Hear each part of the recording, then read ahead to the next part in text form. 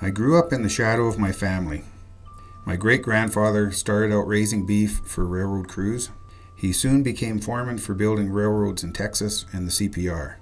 He teamed up with some railroad buddies, bought 400 head of shorthorn heifers, railed them to Medicine Hat in 1885, and started ranching by McGrath.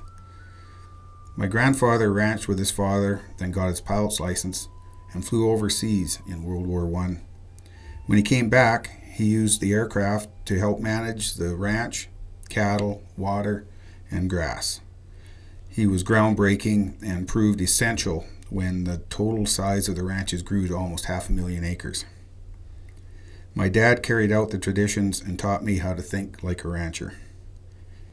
Now, when I was growing up, the pressure was on from the special interest groups and government, who kept throwing out various initiatives to save and protect the land from the very people who had preserved it in the first place.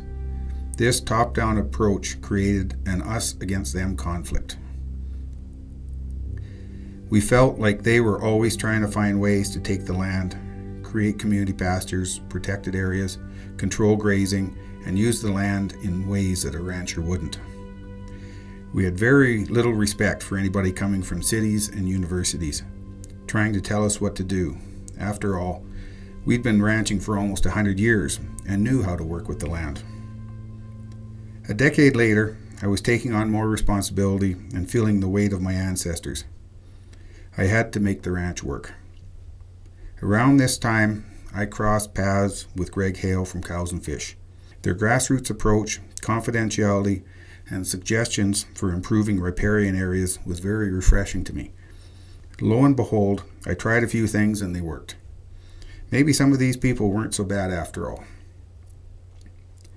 Later on, when the Federal Endangered Species Act was proposed, it was here we go again, the fight is on.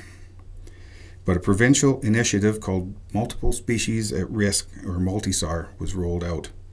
I met with them and had a hunch that we could work together. We were the first to sign on. We analyzed the ranch, came up with projects that would benefit both of us.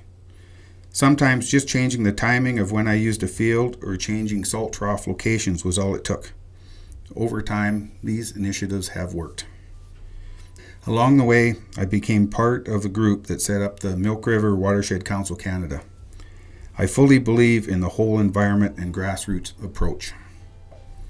We continue to ranch the old-fashioned way, grazing the native prairie grass, using horses and raising cattle basically the same way my great-grandfather did. Maybe stepping out of the shadow isn't so bad after all.